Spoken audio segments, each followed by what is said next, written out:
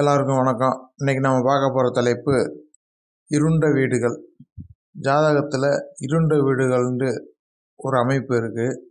இருண்ட வீடுகள்ன்றா வேறு எதுவும் பெருசாக இல்லை. ஒரு ராசியை எந்த கிரகமும் பார்க்கல, அந்த ராசியில் எந்த கிரகமும் இல்லை அப்படின்ட்டா அந்த ராசி இருண்ட வீடுகள்னு பேர்.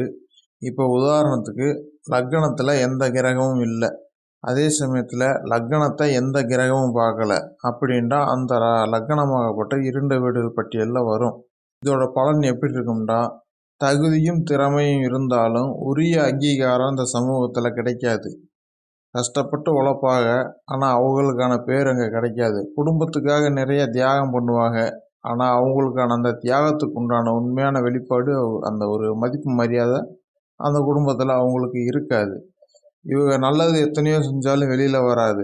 இப்போ உடன்பிறப்பே இருப்பாங்கன்னு வச்சுக்கோங்களேன். இந்த ஜாதகர் எத்தனையோ நன்மையை செய்வார் குடும்பத்துக்காக, ஆனால் அவருடைய பேர் வெளியில் வராது.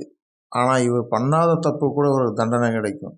அதே சமயத்தில் உடன் பிறந்த ஒரு நல்ல அமைப்பில் அந்த இரண்டு வீடு இல்லாத அமைப்பாக இருந்துச்சுன்னா அந்த லக்னமுடைய உடன்பிறப்புகள் இருந்தால் அவங்க எதுவுமே பண்ண மாட்டாங்க, நான் அவங்களை நல்லவன்னு சொல்லுவாங்க. அந்த அளவுக்கு வந்துட்டுமே இந்த இரண்டு வீடுகள்ன்றது ஜாதகத்தில் மோசமான பின்விளைவை ஏற்படுத்தும். நன்றி, வணக்கம். மீண்டும் அடுத்த ஒரு பதிவில் சந்திப்போம்.